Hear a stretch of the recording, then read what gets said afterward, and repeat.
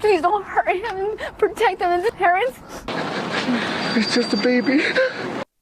Hey guys, before we start, I want you to think of this question, okay? I want you to think about whether or not the Perkins operation was real. Did it really take place? Right? And will Rebecca finally plead guilty? Or will she stick to her story? For those of you who are not familiar with this case is about a 7-month-old baby, Emmanuel Haro, who was reported missing by his mother, Rebecca Haro. And that day on August 14th in Yucaipa, California, they went to the football practice for Jake's son, Eli, and Eli needed a mouth guard. Jake stayed at the football game, and Rebecca and baby Emmanuel volunteered to go fetch the mouth guard.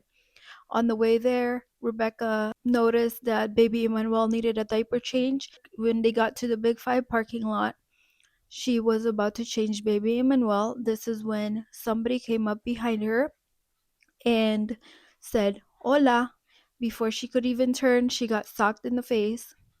She blacked out. She couldn't remember anything. And this is when she woke up. She couldn't find baby Emmanuel. She ran around her truck.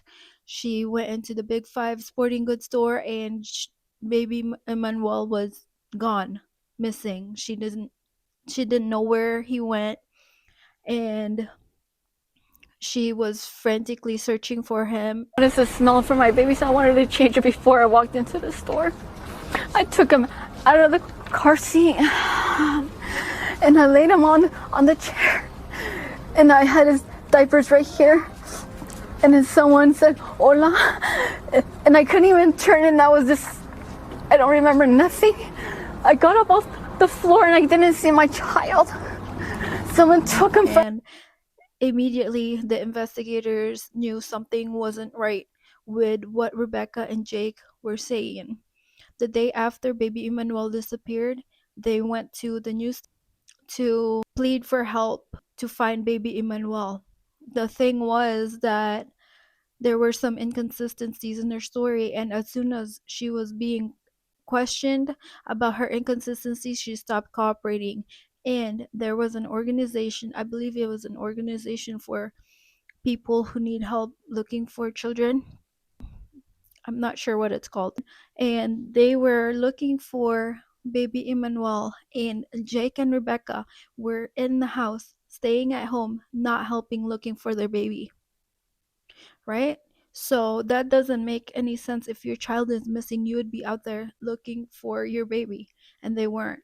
So that's why investigators found that there wasn't something right about their story. For those of you who are following the story, might already know this. On October 16th, on Thursday, Jake finally pleaded guilty to the court. He pleaded to the court and pleaded guilty to second-degree murder. He admitted that, yes, he actually killed baby Emmanuel. He admitted guilt to all his charges. Sir, do you admit that you committed a violation of Penal Code Section 187, Subdivision A, a felony, in that on or about August 5th of 2025 through and including August 14th of 2025 in the County of Riverside, State of California, you did willfully and unlawfully murder baby Doe, initials EH, a human being? I admit. Sir, do you also admit that you committed a violation of Penal Code Section 273AB, Subdivision A, a felony, in that on or about August 5th of 2025 through and including August 14th, 2025 in the County of Riverside, State of California, you did have the care and custody of baby Doe, initials EH, a child under 8 years of age, and did willfully and unlawfully assault said child by means of force that to a reasonable person would be likely to produce great bodily injury, resulting in the death of said child. I admit. as the charges were being read to him, and he replies back saying, I admit, he was seen crying. He was emotional, and he was seen crying at the time he pleaded guilty to the court. There was no deal with the district attorney because the district attorney did not know that Jake was going to plead guilty to the court. Rebecca, on the other hand, she's still claiming innocence. She's still sticking to this Ola man story. She's still saying not guilty. So what does that mean for Rebecca, right? Because Jake is obviously admitting guilt, saying that there is something that happened that day. And so this throws Rebecca's defense. This throws Rebecca's story that it did not happen, right? During the felony settlement conference, people that were in the courtroom said that Rebecca was rocking back and forth, sobbing uncontrollably, saying, my baby, as everything was being read out. Is Rebecca gonna tell the truth, right? What do you think? Rebecca's felony settlement conference will be on October 28th, and Jake's sentencing will be on November 3rd, the same day that Rebecca's preliminary hearing will be. So they're both showing up for court that day, but for each separate things, okay? If Rebecca still sticks to her guns that this Ola man story is still true, then she would then go to the preliminary hearing and discuss all the evidence, how strong the evidence is, and the judge will have to decide if there are enough probable cause to continue the court hearing, to continue the trial. Are there enough probable cause and evidence? Because remember, we have no body. Baby Emmanuel is still missing. They have no idea where he is. So are there enough probable cause to keep this going, to continue this fight? Because the district attorney claims that baby Emmanuel was abused over time and that was the cause of his death. But it's hard to prove something when there is no body. Now, Jake admitted to killing baby Emmanuel. What does that mean for Rebecca? Because then how would Rebecca then explain the Ola story? So she knew that baby Emmanuel was being abused over time and she didn't do anything about it. Will Jake be a witness for the district attorney? Will Jake turn against Rebecca? We have a lot of questions, and we'll find out on October 28th what she will do. I personally, I'm on borderline. I think he's not going to go against Rebecca because in his jailhouse interview, he said that Rebecca is innocent. I think he is trying to protect Rebecca. I also think this is part of why he admitted guilt, but I feel like the guilt is eating him. I don't know. People might not agree with that, but he did not accept no plea deal, right? So I think guilt might have actually been sinking in with him, as hard as that sounds, because this guy, according to his previous crime in 2018, and if you're not aware, he abused his 10-week-old baby. He abused his 10-week-old baby to the point where she is paralyzed for life. For life. Okay, let that sink in. He was capable of doing that to a newborn baby. Now, knowing that he was actually convicted of that, and I believe he was undercharged. Knowing that previous crime, I do believe he is very much capable of abusing children. I do believe that. So the question is, what is Rebecca's role in all of this? Was she part of it? Was she battered herself? Was she a battered woman? I think that's her only defense. If she does take this to trial, I believe that is her only defense, because Jake admitted to doing it. She claimed that she was the last person with baby Emmanuel. Now, do you have witnesses when they went to the football game? Because remember, they went to the football game and her and baby Emmanuel took off. Jake's ex-wife, Isabel, claims that she did not see baby Emmanuel. And the grandma, which everybody is saying that she did not even meet baby Emmanuel, so how would she know?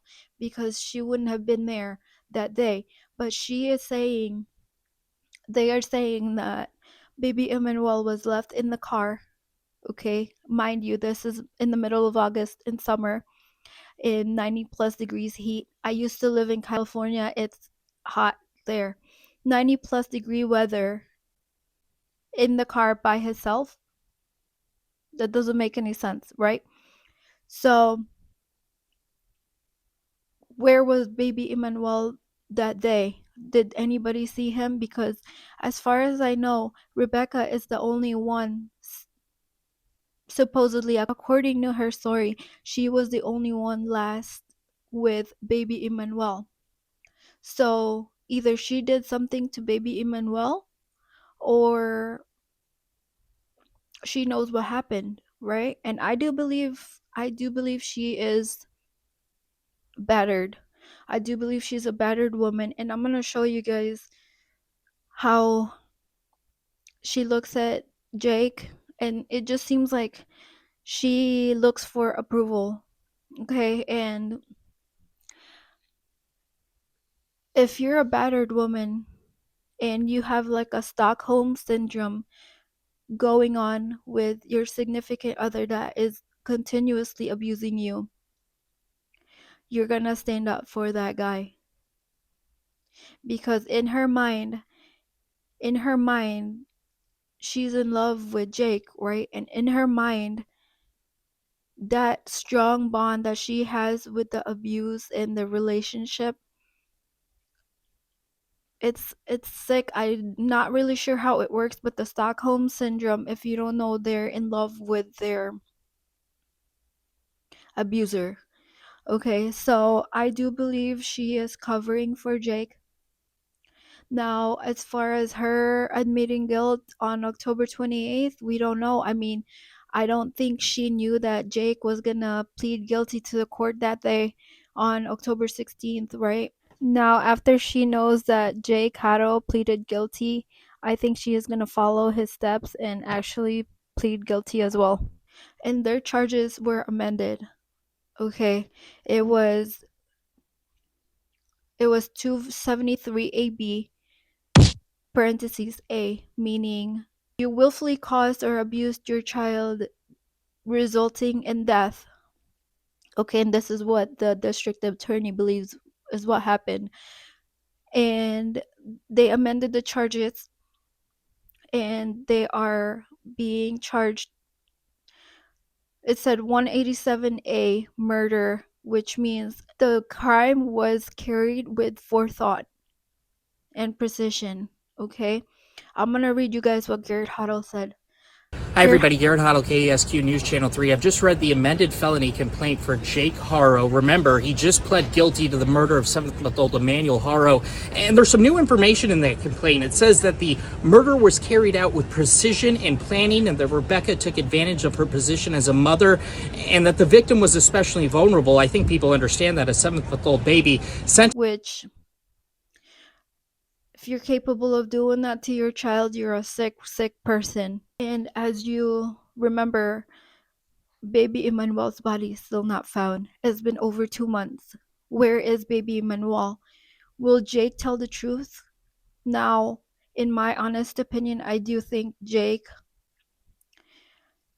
this is my opinion, okay? My opinion only, and don't take it as facts. When he was seen on the side of the road, I do believe that is where Jake took baby Emmanuel, and I believe that's where he left him. Now, where they were located in California, it is very secluded. It is a big open area. Animals would get to his remains and there wouldn't be anything left. As sad as that sounds, I believe that is the truth, and I believe baby Manuel's body may not ever be found, unfortunately. If he did dig up the body, right, and covered it, animals can dig. If it was a shallow grave, which I believe Jake would have tried to do this as quick as he could, he would have left baby Emmanuel in a shallow grave and animals could easily get to the body, right? Now the other theory that people have, according to the Perkins operation, he rolled over on the baby, which I don't believe he rolled over on the baby, okay? This guy is a sick guy. I believe he abused them and that's how he passed. That's how he died. I believe that, yeah, Jake did something intentionally, and I believe that he, yeah. Now, according to the Perkins operation, if his confession was true, right? Not the rolling over part, because we know, as we know, Jake is capable of abusing children. I don't think he just rolled over him. I don't believe that. And I don't like saying this, but if he put baby Emmanuel in the trash and he ended up in the landfill, let's say he did, right? Are investigators still looking for baby Emmanuel? If he is in the dumpster, are there any signs of police investigation activity where the supposed dumpster is located? This landfill, where is that located? Are they looking for the body? Because if you don't know about Quentin, the baby Quentin case, he was he was put in the dumpster in the landfill. Okay, and investigators spent days, extensive search for baby Quentin Simmons' body, little body. You guys, he was 2 years old, I believe, and he was in the landfill, and investigators were able to find his little body. The big question is, are investigators actually looking? They said, remember, Hestrin said they have a pretty good idea where his body could be, his remains. So, are they actually looking? Have they looked? Because according to Garrett Huddle, who asked the DA's office if they knew where baby Emmanuel's body could be, they said they don't know. And I'm going to read it to you guys. Garrett Huddle says, update. I've been in communication with the Riverside District Attorney's Office asking whether Jake Haro's guilty plea revealed any new details about the location of baby Manuel's remains or his manner of death. The DA's office tells me, because Rebecca Haro's case is still active, we cannot confirm or deny any of the allegations in the investigation, end quote. The DA's office also tells me that aside from the amended complaint filed today, no additional documents will be released and prosecutors will not be giving interviews about the investigation at this time, which is understandable because we don't want to get a mistrial. We want this to be done right. Okay? So, what does that mean for Rebecca? Right? Her case is still active. Jake admitted guilt. He's done. He is convicted. He is convicted of murder. His sentencing will be on November 3rd. He's done. He said he did it. Now Rebecca, on the other hand, is saying no, this didn't happen. What I said happened. So we'll find out on October 28th. Now, for the Perkins operation, did you believe that it was real? Did you believe that it actually happened? Now, the confession with Jake, I don't believe that happened. Maybe he put baby Emmanuel's body in the trash, but I don't believe that he just rolled over baby Emmanuel. Now, Rebecca, what would Rebecca, according to what Brian Anton said, Rebecca still stuck to her guns. Jake claimed that he rolled over baby Emmanuel, right? But Rebecca still claims that there was an Ola man in the story. Now, this is what Garrett Hoddle says about the Perkins operation. Did it happen? According to the district attorney, it did.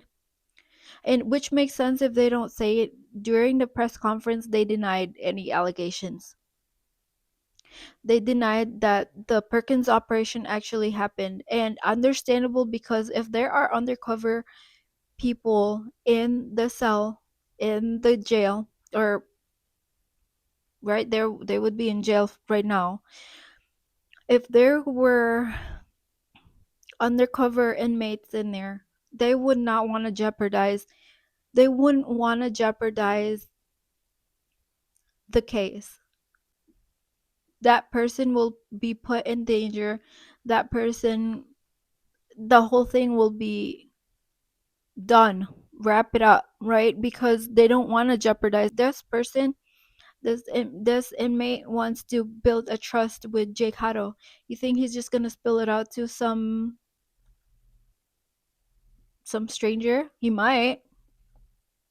But usually, I don't know if you guys watched 60 Days In. It was a long time ago, a show. I don't even know if they still do the show, but they had a 60 Days In show where they put undercover people, or civilians, regular civilians or professional people that are normal people. They would put them in jail, or yeah, I believe it was jail. They would put them in jail to act like an inmate and, kind of see how it feels like to be in jail with actual criminals. And it's a very, very dangerous thing, because people, if they find out that you're a rat, you're in there with dangerous criminals, you're done. You're done. If they find out you're a rat, you're done. Anyways, the Perkins operation, this is what Garrett Hoddle says. New. I reached out to the Riverside County District Attorney's Office this morning and confirmed a sealed Perkins operation was part of the baby Emmanuel investigation. A covert jailhouse recording that remains under court order. The DA says because Rebecca Haro's case is still active, prosecutors can't comment further on released new evidence. That means new information, including what Jake Haro may have told investigators during the sealed Perkins operation or how baby Emmanuel died, is unlikely to become public until after Haro's November 3rd sentencing, or if evidence is later unsealed in Rebecca Haro's case. So, it depends on whether or not Rebecca pleads guilty on October 28th, or if she fights this, it's not going to be released till after November 3rd, because they don't want to jeopardize the case, right? They don't want to get a mistrial, which we don't want to get a mistrial because we want justice for baby Emmanuel. So the Perkins operations was a part of this case. The district attorney denied it because they have to protect the people that are inside this operation. Now, we wonder what Jake actually said. we will have to wait and see what was actually said in that recording. Now, let me tell you why I don't think Rebecca is innocent, okay? First of all, if you look at her interviews, she doesn't act like a grieving mother. She doesn't act like somebody who just lost. If somebody kidnapped my baby, I would be a hot mess. I'd be snot and all. I wouldn't even be able to talk. You can see her going hyperventilating, but there were no tears. You don't shed a tear for your baby. Car seat, and I laid him on the chair, and I fell on the floor, and I said him out of the car seat, and I laid him down and so I could get his diapers ready, and somebody said, "Hola," and that's all I remember, and I saw white, and a hearing sound, I fell on the floor, and Please just give him back to us. We'll forgive you. We won't bother you. We just want our baby boy. Took our son. Please give him back. I'm not saying she's innocent at all. She made up a story about baby Emmanuel and she chose Jake over and over again. La la la la la, what do we have here? What is this? Sorry, I can't help it. They're so fake. You're sitting here in court going, my baby, unless that was for Jake. Rebecca keeps looking at Jake for approval. I mean, look at her body language. She keeps looking at Jake as if she's waiting for him to approve what she says or what she shares. I mean, look at how she reacts when Jake receives the flyers, right? And I do believe that she is a battered woman. I do believe that she has a psychological thing going on. I'm not no psychologist or therapist or whatever you call it, but I do believe that she has some Stockholm syndrome going on up there where she does look for approval from Jake. Maybe that's why she's covering up for him. Now, when they reported the baby missing, right? Her and Jake were sitting in their house not looking for the baby while other people are searching for her baby. If you thought that your baby was if you claim that your baby was kidnapped, wouldn't you be looking out there? Wouldn't you be looking out there for your baby? Even if it was dark out? If it was me, till I find my baby, I would not rest. I wouldn't be able to sleep. I wouldn't be able to eat. I would not rest. It doesn't make any sense that people were looking for her baby. People were actually worried for her baby, and they were in the house sitting, doing nothing. And then her story was so suspicious, right? Because there was no description of the person that she was talking about. There was no description of the vehicle I mean, if she was knocked out, I guess you wouldn't be able to tell what vehicle they were driving, but there was no description of the person. I mean, if you turn around, you must have seen something, right? But she's saying that she was shocked before she could even turn all the way. And you were the last one.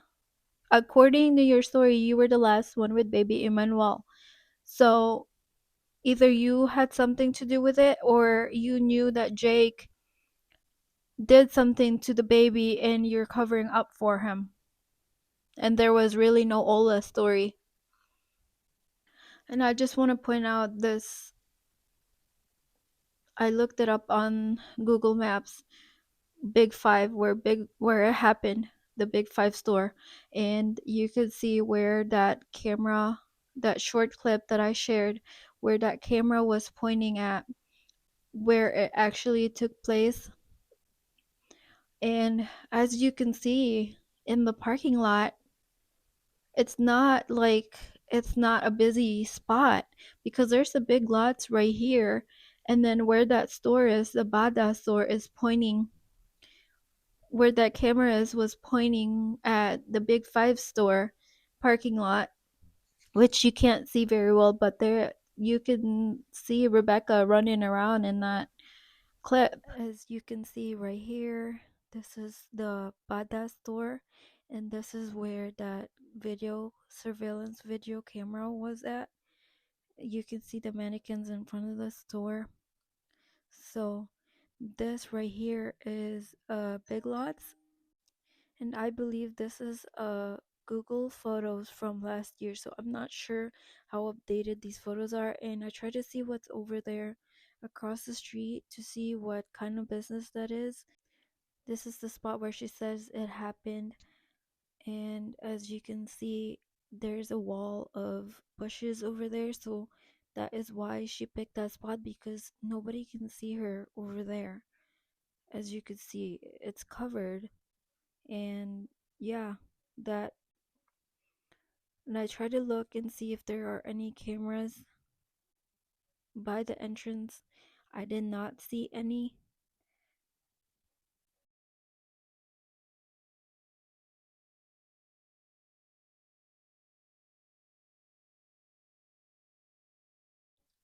This is me snooping and seeing if this was an actual business, but it looked like it was an empty spot. So yeah, as you can see, it's a busy place. It's not a small spot. It's pretty busy. So you can see right there, there's bushes. And this is the Bada store where the surveillance camera is at.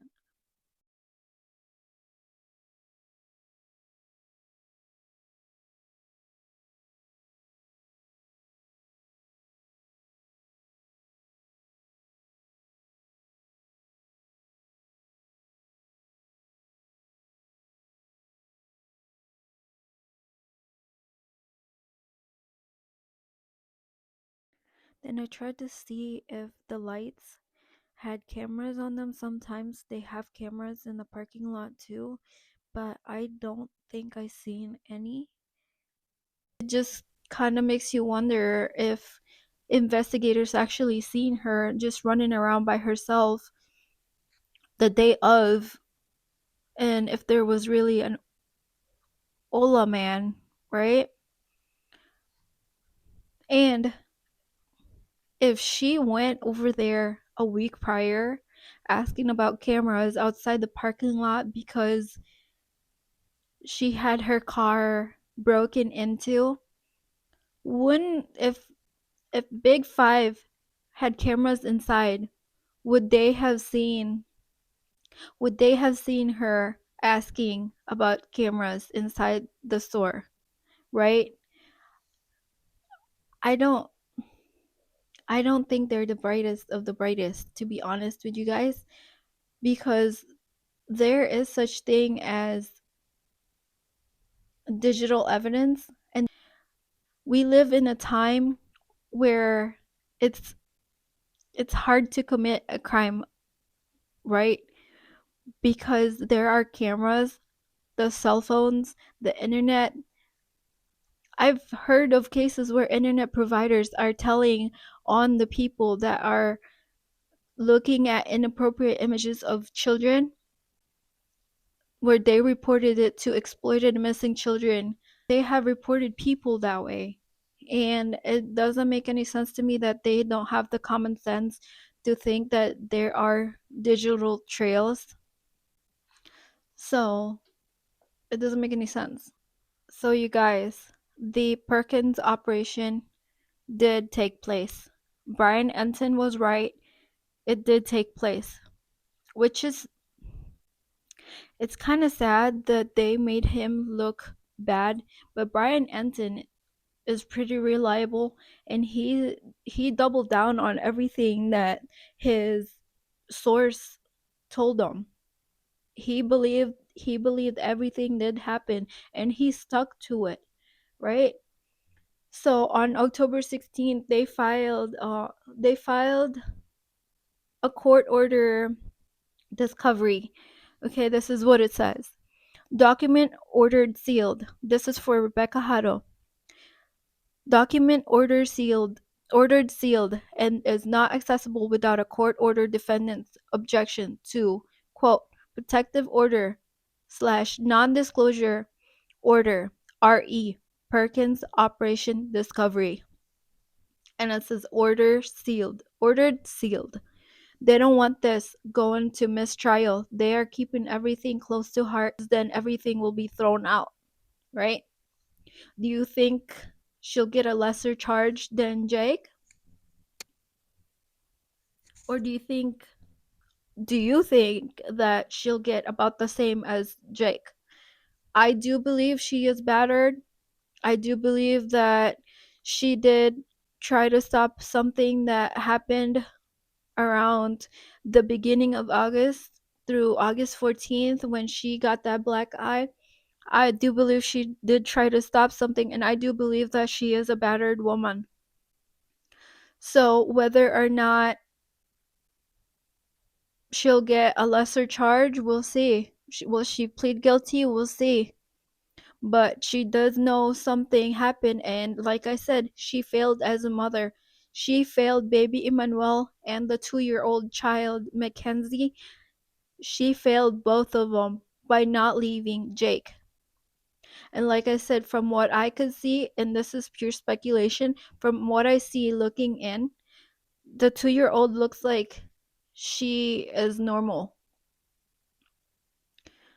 Because there are some features that you can tell when a baby is shaken, right? Baby shaken syndrome. And baby Emmanuel didn't have that lazy eye when we first seen his pictures when he was newborn. You don't see that. That was caused by Jake. And we will find this out when everything comes out after Rebecca either pleads guilty, or if Rebecca does go to trial, everything that they have will come out. And you gotta remember, they both refused to take the lie detector test when they were asked by investigators. They refused to cooperate with investigators. So you just look so guilty. One thing Jake was right about was that baby Emmanuel was just a baby.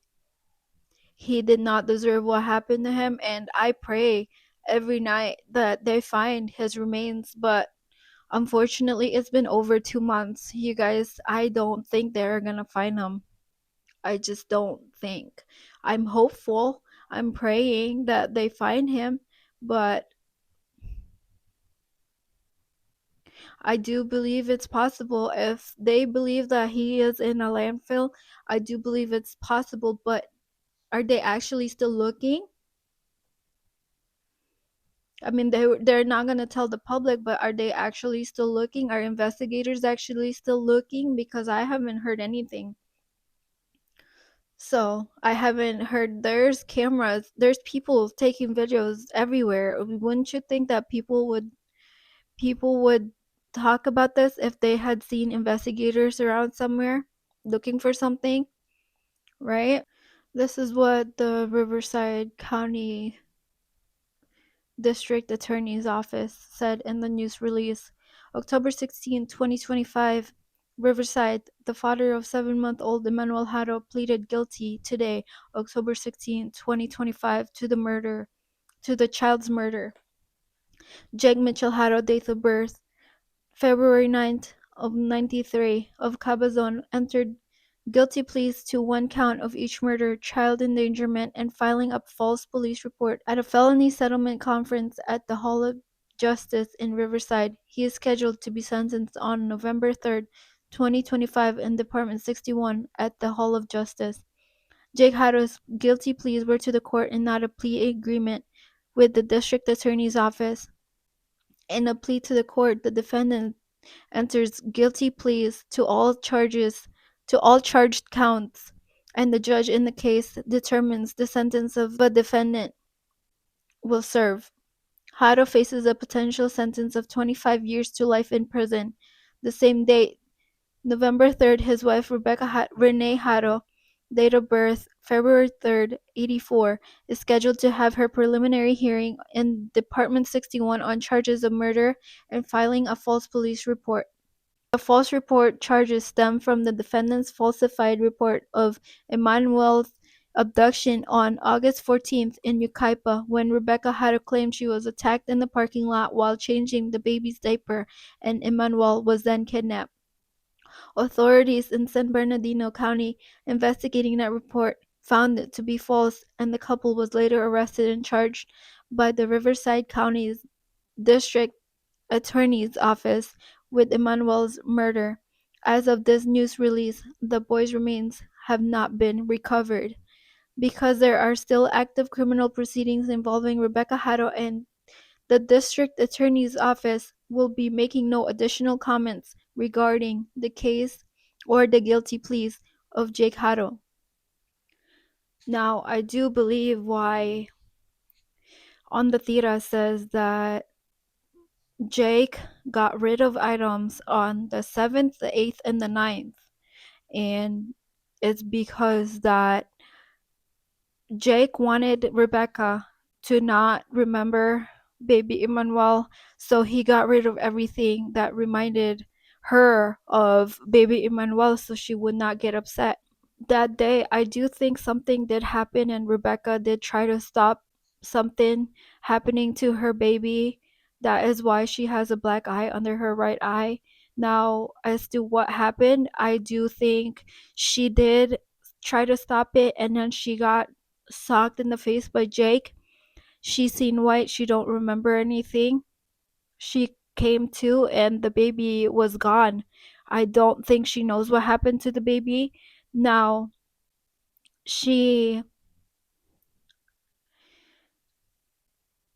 I believe she realized the baby's gone. There's nothing I can do. I have to cover for my husband. I do think her mind is demented, and I do think that she is having a Stockholm syndrome going on in her head. That is why she's covering for Jake, and I do think she is a little bit afraid of him because she knows what he's capable of. She she knows that something happened to her baby. Her baby's gone and Jake caused that. And I do think she is trying to cover for him. I do think, hey, my baby's gone. That's it. I have to protect my husband now. That I believe that is where her mindset is. Now, as far as her doing abuse to baby Emmanuel, I don't know. I don't know. I don't know if she had anything to do with it. I think she failed to take the 2-year-old little girl and baby Emmanuel out of the house, out of that situation. I think that's what she's guilty of. She's definitely guilty of something. She knows that baby, if the investigators believe that baby Emmanuel was abused over time, I do believe she does know that, and she failed as a mother to take him out of that situation. So she is guilty of something. Whether or not she had a part of torturing or beating baby Emmanuel, we don't know, because Jake Haro has a previous history of abusing children. Rebecca Haro does not, so we don't know if she was a part of what happened. As far as letting it happen, I do believe she let some of the things happen. So we'll see. We'll see. Everything will come out on October 28th if she pleads guilty, or November 3rd if she keeps fighting this. We'll find out after November 3rd.